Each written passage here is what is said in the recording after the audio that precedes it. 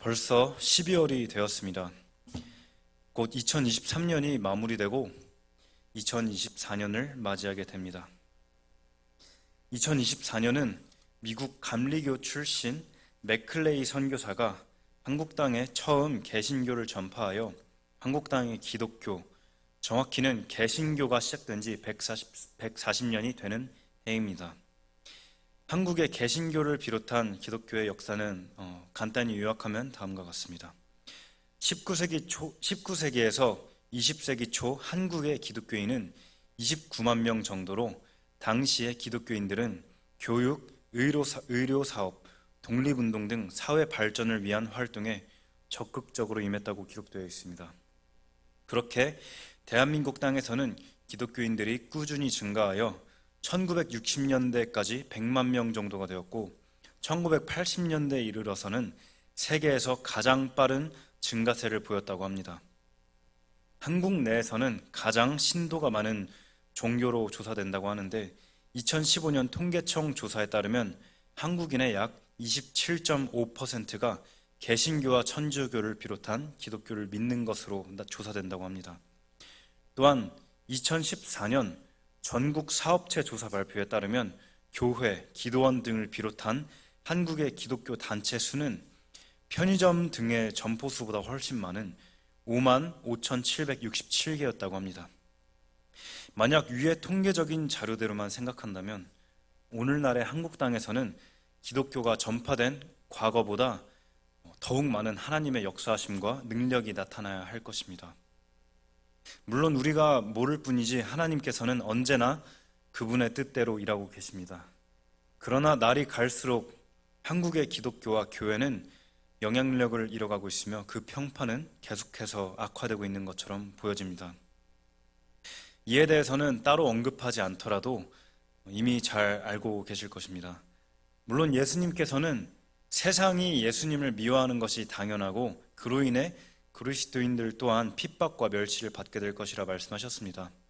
그러나 과연 오늘날 한국의 그리스도인들이 경험하는 현상이 20세기 초반 믿음의 선배들이 겪으셨던 그런 거룩한 핍박과 멸시와 동일할지요? 저는 이러한 요즘의 그런 한국의 기독교인들에 대한 시선을 보면 굉장히 안타까운 생각이 많이 듭니다. 그러나 저 자신부터 저는 믿음의 선배들이 보여주셨던 모습을 볼 때 존경심과 감사함을 느끼기도 하지만 제 자신이 더 나은 상황과 환경에 있음에도 불구하고 그러지 못하는 제 자신을 두고 회개를 하게 됩니다. 하나님께서 은혜를 허락해 주셔서 종교의 자유와 전도할 수 있는 권리를 보장하는 이러한 축복된 사회에 살고 있으면서도 부끄럽게도 너무 많은 부분에서 정말 안일하게 살아가고 있는 모습을 보며 정말 회개해야 함을 매번 느끼게 됩니다.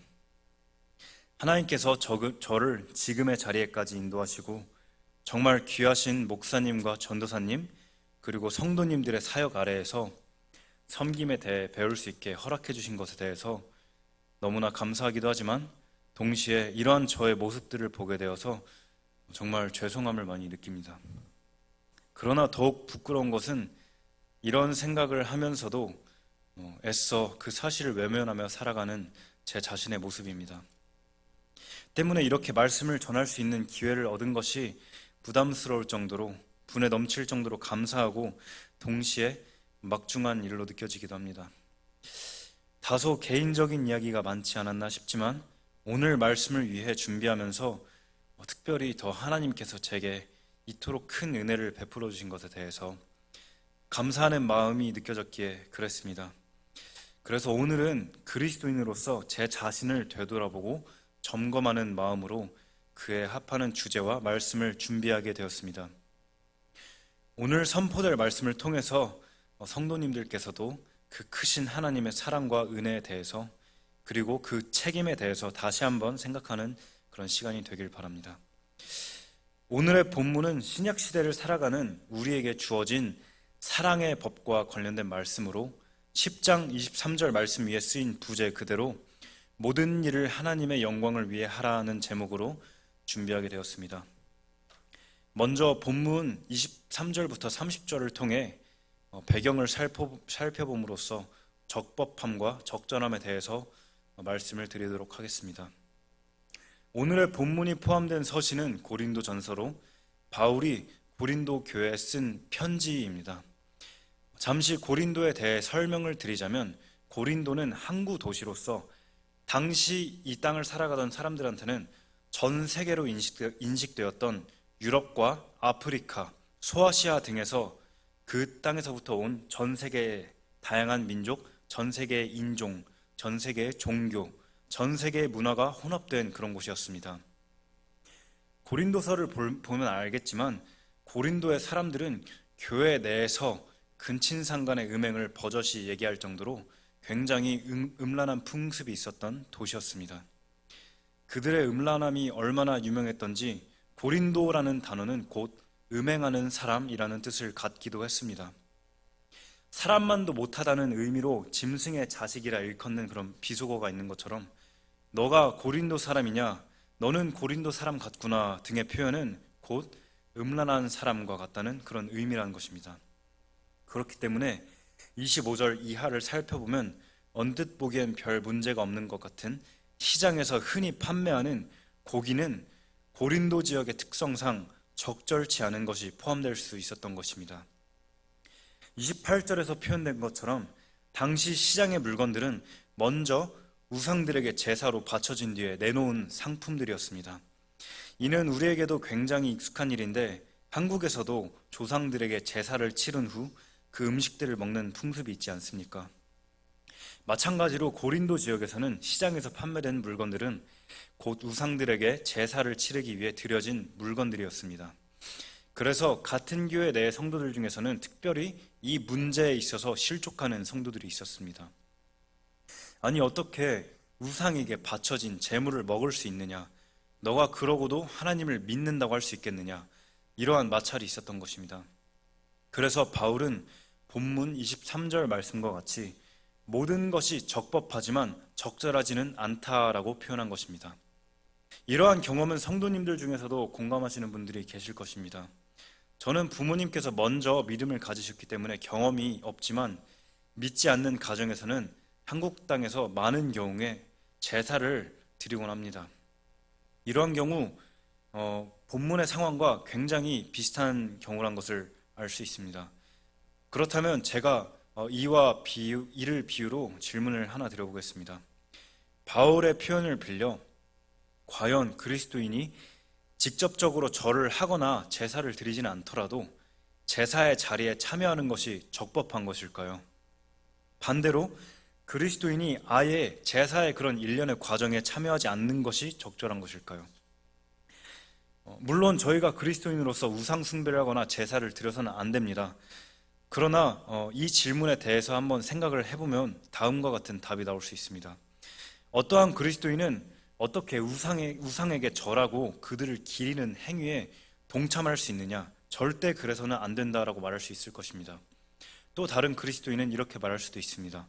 아니다, 가족들 모두 제사를 치르기 위해 수고하는데 내가 설령 절을 하거나 그런 제사에 동참하지는 않더라도 그 수고에서 빠진 것이 오히려 그리스도인들을 욕먹이고 전도의 기회를 놓치는 일이다.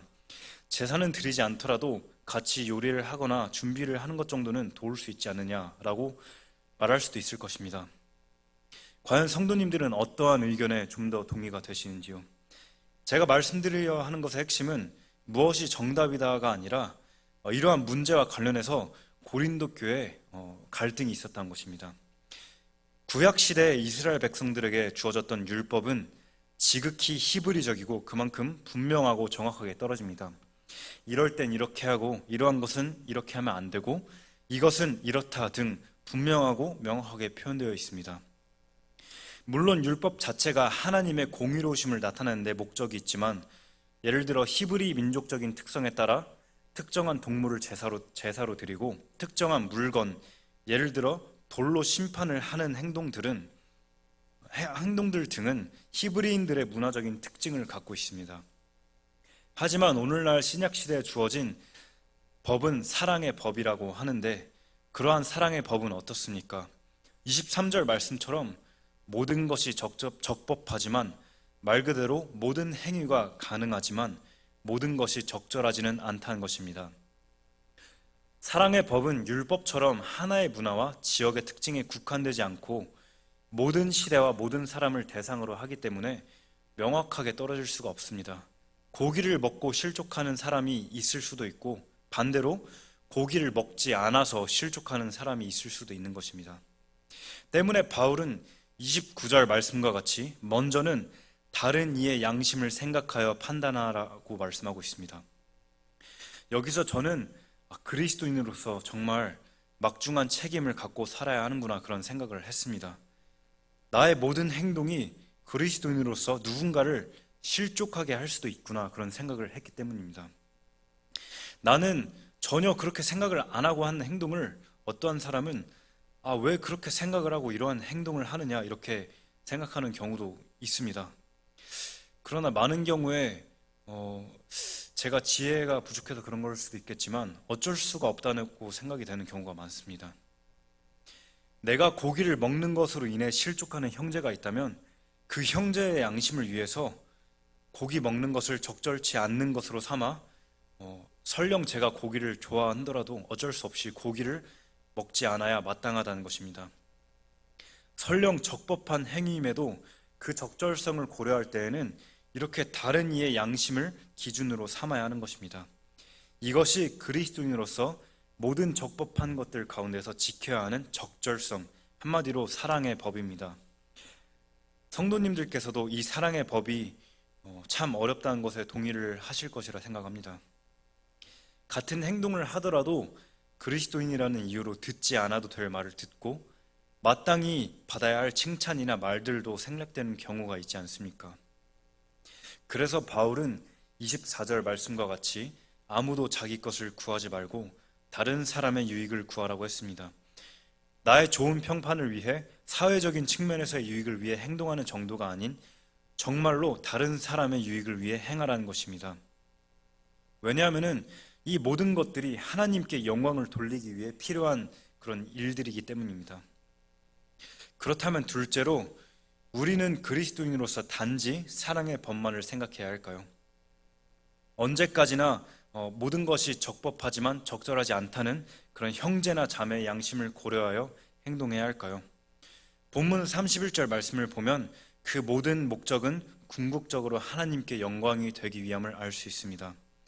성경 말씀은 저희가 먹든지 마시든지 무엇을 하든지 모든 일을 하나님의 영광을 위해 하라고 하셨습니다.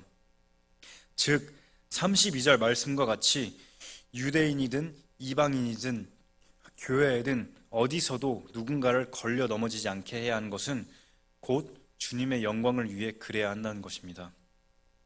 세상의 사람들도 사랑의 법과 비슷한 예수님께서 가르치신 황금률의 법과 비슷한 다른 이들을 위하고 섬기는 배려를 합니다. 그러나 그 이면에는 결국 자기 자신을 위한다는 이유가 있습니다. 자기가 생각하는 목적과 신념, 가치를 위해 그렇게 행동을 합니다. 때문에 어느 정도까지만 사회적인 배려와 존중을 합니다. 그러나 자신이 손해를 보게 된 정도까지 이르게 되면 그 행동을 멈추곤 합니다. 물론 모든 경우가 그런 것은 아닙니다. 그러나 반대로 그리스도인들은 결국 하나님께 영광이 되는 것을 목적으로 해야 되기 때문에 때로는 적절하다 생각하는 것을 넘어서 손해를 받는 경우까지 그러한 행동을 해야 하는 경우가 굉장히 많습니다. 24절 말씀과 같이 많은 경우에 자신의 유익을 결코 구하지 못할 수도 있습니다. 그렇다면 그러한 자신의 유익을 구하지 못하는 행동, 다시 말해 하나님께 영광이 되는 행동이라는 것이 과연 무엇일까요? 저는 여기까지 말씀을 묵상을 하며 곰곰이 생각을 해봤습니다. 유대인에게도 이방인에게도 교회에도 걸려 넘어지지 않으려면서 하나님께 영광이 되는 일이 무엇이 있을지 생각을 했습니다. 결론부터 말씀을 드리자면 하나님께서 우리에게 주신 말씀에서 비롯되지 않은 행동과 생각은 결국엔 하나님께 영광이 될 수 없다고 생각했습니다. 결국에는 하나님께서 주신 그 성경 말씀대로 행동해야 된다는 것입니다. 최근 담임 목사님의 추천으로 세계사에 대한 책을 한 권 읽었습니다. 서양사와 관련된 책이었는데요. 서양사를 보면 기독교와의 연관이 굉장히 짙은 것을 알 수 있습니다. 서양사는 1000년 이상의 기간 동안 기독교, 다시 말해 카톨릭을 비롯한 개신교와 관련되어 있습니다. 그와 관련된 그 내용들을 책의 표현을 빌려 그대로 표현을 해보겠습니다. 기독교는 하나님의 영광을 위해 거룩한 땅인 예루살렘을 점령했습니다. 십자군 전쟁을 가행했으며 충분한 보급 없이 무리한 행진으로 인해 십자군들은 민간인들을 약탈하고 범했습니다. 무리한 전쟁으로 인해 국가의 자금이 부족한 상황에서도 성 베드로 성당이라 불리는 그런 거대한 건축물들을 지으려 했고, 이를 충당하기 위해 이후에는 면죄부를 팔기 시작했습니다. 이외에도 무수한 행동들이 있었지만 모두 하나님의 영광을 위한다는 명목 아래에서 행해졌습니다. 우리는 하나님의 말씀에 대한 분명한 믿음과 분별력이 있기 때문에 위의 행동들이 전부 잘못된 행동임을 분명하게 알고 있습니다. 그러나 본문 말씀에서 표현된 이방인이나 유대인들에게 속하는 많은 사람들은 이를 구분짓지 않습니다. 오늘날 심지어는 한국의 어떤 교회든 장로교든 감리교든 그 어떤 교회이든 이단과 아무런 차이가 없이 동일하게 부정한 집단이라 생각하는 그런 사람들이 많이 있는 것처럼 말입니다. 그렇다면 기독교에 대해서 오해를 하거나 잘못 생각한 사람들이 실수를 저질렀거나 그들에게 잘못이 있는 것일지요? 딱 잘라서 말할 수는 없겠지만 저는 하나님의 이름을 앞세우며 자신의 욕망을 채우려고 한 무수한 잘못들이 절대적인 원인이라고 생각을 합니다. 이러한 오류는 곧 그 모든 행동들이 하나님의 말씀에서 비롯된 것이 아닌 자신의 뜻과 생각으로부터 비롯된 것이기 때문입니다. 역사적으로 기독교인들이 저지른 잘못들은 결코 성경적인 행동들이 아닙니다. 그렇다면 정말로 성경 말씀대로 행했던 사람들은 어떠한 사람들이었습니까? 안타깝게도 세상에서 주님의 일을 위해 힘쓰고 하나님께 영광을 돌린 사람들은 언제나 극소수에 불과했습니다. 정말로 유대인, 이방인, 하나님의 교회 모두를 생각하며 하나님의 일을 위해 힘쓴 사람들은 굉장히 소수에 불과했습니다. 예수님께서 믿음 있는 자를 보겠느냐 하신 말씀은 시대가 갈수록 더하겠지만 그렇다 하여 예전에는 믿음이 있는 자들이 정말 충만히 있었던 것도 아닙니다. 서론에서 잠깐 언급해드렸지만 저는 하나님께서는 대한민국 땅에 5만여 개의 교회가 세워지고 20%가 넘는 국민들이 기독교인이 되는 엄청난 복을 내려주셨다고 말씀해드렸습니다. 이 통계가 아무리 수치에 불과한 것이라 하더라도 이러한 수치가 가능한 것만으로도 저는 하나님께서 우리나라에 말씀이 뿌리내리기 정말 좋은 환경으로 복을 주셨다고 생각을 합니다. 그러나 많은 분들께서 말씀하신 것처럼 대한민국의 기독교는 유럽처럼 되어가고 있다고 합니다. 교회가 비어가고 말씀의 능력과 역사가 희미해지며 기독교는 쇠퇴해가고 있다고 합니다. 그렇다면 하나님께서 능력이 없으시기 때문에 그런 걸까요? 하나님께서 능력이 없으신 분이시기 때문에 그럴까요? 그렇지 않습니다. 결코 그렇지 않습니다. 하나님께서는 어제나 오늘이나 동일하게 전능하시고 완전하신 분이십니다. 하나님께서는 한국 땅에 분명한 기회를 주셨습니다. 길에서 전도를 하고 집회를 할 때라면 무수한 사람들이 모여서 동참하는 그런 때가 있었습니다. 저도 북경에 살 때 비슷한 경험을 한 적이 있는데요. 당시에도 흙바닥 위에 천막을 설치하고 의자도 없는 그런 공간에서 예배를 드려도 한국 사람들이긴 했지만 사람들이 모이던 그런 때가 있었습니다. 저는 아직도 그 교회 이름이 희미하게 기억이 납니다. 과거와 같이 사람들이 교회에 모이고 말씀을 사모할 수 있었던 것이 오늘날과 같이 유흥거리가 없다는 차이가 있었기 때문일까요? 사회적으로 문화적으로 발전이 덜했기 때문에 그럴 수 있었던 것일까요? 아닙니다. 그 모든 것은 하나님의 말씀의 능력이 있기 때문이고 하나님의 역사하심이 있었기 때문에 그럴 수 있었던 것입니다. 제가 서론에서 제 자신에 대해서 정말 부끄럽고 회개하게 된다고 말씀드리는 것도 이러한 이유 때문입니다. 제 삶을 통한 하나님의 역사하심이 정말 미미하게 나타납니다. 순종하지 못하고 열정적이지 못하며 거룩하지 못합니다. 하나님께서 저에게 정말 좋은 시간들과 환경들을 허락해 주셨음에도 불구하고 제가 그 기회를 잡지 못하여 하나님께 영광을 돌리지 못했습니다. 따라서 본문 말씀을 묵상하면서 다시 한번 제 삶을 통해 하나님께 영광을 돌릴 수 있기를 회개하고 소망하게 되었습니다. 또한 이러한 성경 말씀에 따라 설령 넘어져 있더라도 낭망에 있더라도 다시 한번 일어나 하나님을 위해 힘쓰는 많은 그리스도인들이 생겨나길 소망하게 됐습니다. 저는 통계에서 봤던 무수한 그리스도인들이 성경 말씀에 의지하여 하나님께 나아갈 때 다시금 영적인 부흥과 회복이 일어날 수 있을 것이라 믿습니다. 성경 말씀 앞에서 그동안의 역사와 행적을 되돌아볼 때 한국 땅에 있는 무수한 교회들이 하나님께서 주신 이 귀한 기회들을 소중히 여기고 하나님께 영광을 돌리는 축복을 누릴 수 있을 것이라 믿습니다. 하나님께서 우리에게 주신 말씀의 원리 그대로 우리가 정말로 하나님의 영광을 나타내는 빛과 소금이 될 수 있기를 간절히 바라고 그렇게 되기를 소망했으면 좋겠습니다. 그렇다면 하나님의 말씀이 살아 역사하심을 위해 우리가 힘써 해야 할 일은 무엇일까요? 그것은 바로 33절의 말씀과 같이 그들이 구원을 받도록 하는 것입니다. 33절 말씀은 내가 나 자신의 유익을 구하지 아니하고 많은 사람의 유익을 구하면서 그 모든 일에 모든 사람을 기쁘게 하여 그들이 구원을 받게 하는 것 같이 바로 그렇게 하라라고 말씀하십니다. 33절 이 한 구절의 말씀이 오늘 본문의 모든 내용을 담고 있습니다.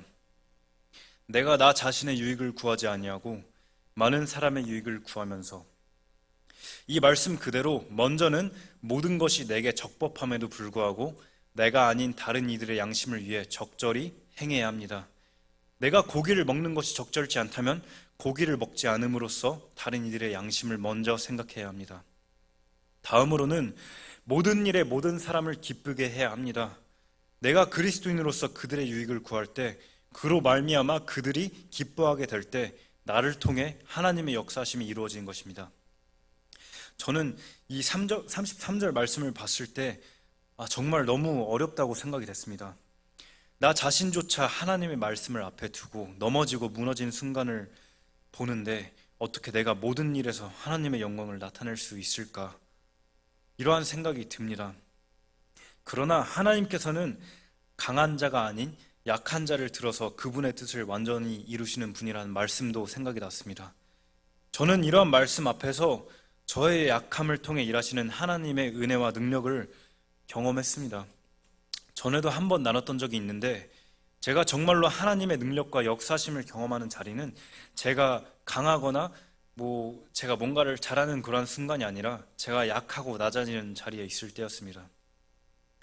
부끄럽게도 최근에는 제가 영적으로 많이 침체된 상태라 예전처럼 그러하지는 못하지만 노방에서 모르는 사람들에게 다가가 열정적으로 복음을 전하던 때였습니다.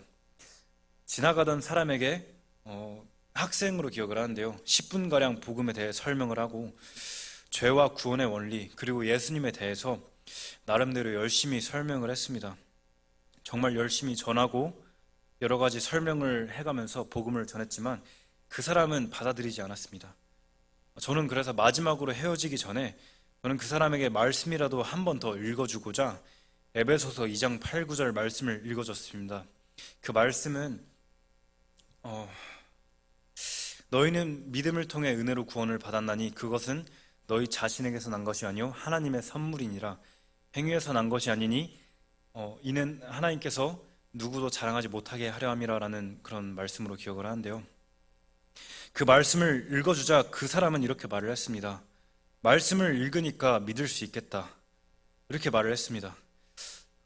사실 길에서 복음을 전한다는 것이 굉장히 쉬운 일이 아닙니다.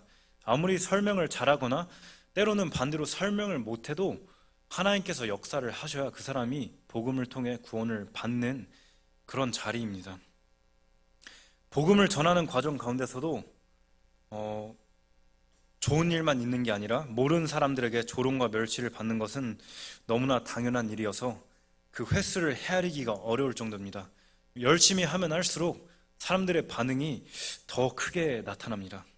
때문에 저는 만약 신학교에서 학교 수업의 과정으로서 복음 전하는 실습을 하지 않았다면 결코 그러한 자리에 나아가지 못할 사람입니다. 그러나 하나님께서는 그러한 어려움을 감당할 수 있는 힘을 주셨습니다. 결과적으로는 적지 않은 사람들한테 복음을 전했고 기억에 남는 경우도 정말 많지만 하나님의 말씀의 능력이 있다는 것을 경험했던 이 기억은 특별하게 남아 있습니다. 실제로 제 자신은 나약하기에 복음을 전하려는 마음도 전하는 과정 가운데서도 그 약함이 여실히 드러납니다. 그러나 저는 그러한 저의 약함을 통해 일하시는 하나님을 참으로 많이 경험했습니다. 이처럼 제가 설령 부족하고 넘어져 있더라도 하나님께서는 말씀을 통해 저를 회복시켜 주시고 그 말씀을 통해 일하셨습니다. 지금 다시 생각해봐도 이것은 너무나도 큰 은혜입니다. 때로는 하나님의 말씀을 지키며 사는 것이 정말 어렵게만 느껴지지만 시간이 지나고 보면 저는 그저 하나님께 도움을 구하고 단지 하나님을 의지했을 뿐인데 하나님께서는 저를 도우시고 감당할 수 있는 능력 이상으로 채워주셨습니다. 그렇기 때문에 저는 오늘날 정말 많은 부분에서 소망이 없어 보이는 많은 곳에서도 한국 땅에서도 기회가 남아있고 시간이 남아있다고 믿습니다. 하나님의 백성들이 하나님의 말씀을 의지하여 모든 일을 통해 하나님의 영광을 나타내야 할 때 그로 말미암아 사람들이 기쁨으로 나와 구원을 받게 될 것입니다. 설령 나는 부족하지만 나의 유익보다 다른 이들의 유익을 위하고 누구도 실족치 않게 하기 위해 힘쓸 때 하나님께서 반드시 도우실 것입니다. 중세 로마 카톨릭이 온 세상을 지배하고 있을 때 하나님의 이름을 더럽혀가며 자신들의 욕망을 채워갈 때 그 작고 빈약한 장소에서 기도하던 자들이 있었습니다. 핍박과 고통 속에서도 여전히 하나님의 말씀을 의지하여 꿋꿋이 버티던 성도들이 있었습니다. 그래서인지 하나님께서는 로마의 그런 큰 거대한 교회들을 정화하시고 깨끗하게 하셔서 사용하신 것이 아니라 하나님을 믿고 의지한 연약한 소수들을 통해 일하셨습니다. 성도님들, 약한 자들을 들어 쓰신 것이 하나님의 원리입니다. 비록 내가 속한 자리에서 내가 할 수 있는 일이 아무것도 없어 보일지라도 그러한 상황 가운데서도 본문의 말씀의 원리에 따라 행할 때 하나님께서는 반드시 우리를 도우십니다. 비록 우리가 작고 연약한 자들일지언정 우리를 지켜보시고 우리를 사용하시는 하나님을 믿고 의지할 때 하나님께서는 반드시 그분의 뜻을 이루실 것입니다. 내가 속한 자리에서 내가 행하는 모든 일들 가운데 작은 행동 하나를 통해서도 그분의 뜻을 이루신다는 것을 믿고 의지하길 바랍니다. 내가 행하는 모든 일이 내가 먹고 마시고 무엇을 하든지 하나님의 영광을 나타낼 수 있는 통로가 되기도 하며 반대로 하나님의 영광을 가리우는 일이 될 수 있음을 기억하시길 바랍니다. 비록 소수에 불과할지라도 예수님께서 말씀하신 믿음 있는 자를 찾기 어려운 때라 할지라도 이 작은 나를 통해서 일하시는 하나님을 의지하시기 바랍니다. 나를 통해 내 주변의 사람들에게 복음이 전해질 수 있으며 그럼으로써 하나님께 무한한 영광을 돌릴 수 있음을 간절히 소망하시기 바랍니다. 오늘 말씀을 준비한 것은 여러모로 참 어려웠던 것 같습니다.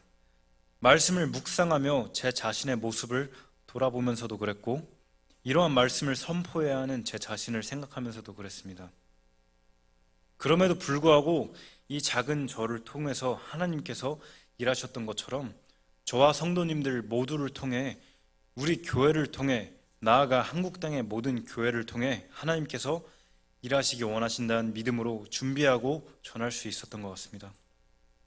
이것이 정말 귀한 특권임을 기억하시기 바랍니다. 하나님께서 모든 이들을 통해서 일하실 수 있지만 그렇다 하여서 모두를 사용하시진 않습니다. 내가 정말로 하나님께 쓰임받고 이 땅에서의 빛과 소금이 되기 위해서는 본문의 말씀을 실천해야 합니다. 비록 모든 것이 내게 적법할지라도 내게 어떠한 선택권과 실행력이 있을지라도 다른 이들의 양심에 따라 적절하게 행동해야 합니다. 설령 할 수 있음에도 불구하고 적절성을 위해서 때로는 참아야 하고 손해를 보고 제 자신을 내려놔야 할 때가 있을 것입니다. 나의 유익보다 다른 이의 유익에 대해 먼저 생각할 줄 알아야 할 수 있습니다.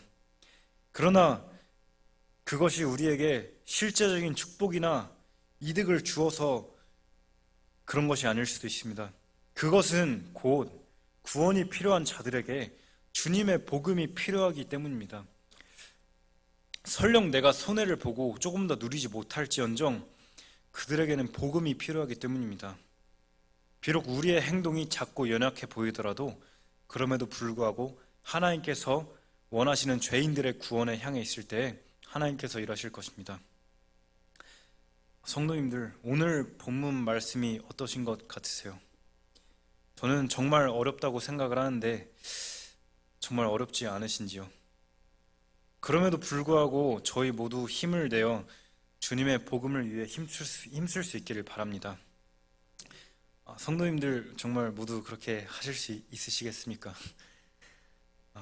마지막으로 33절 말씀을 함께 읽음으로써 말씀을 마치도록 하겠습니다. 하나, 둘. 내가 나 자신의 유익을 구하지 아니하고 많은 사람의 유익을 구하면서 모든 일에 모든 사람을 기쁘게 하여 그들이 구원을 받게 하는 것 같이 바로 그렇게 하라. 아멘. 기도하겠습니다.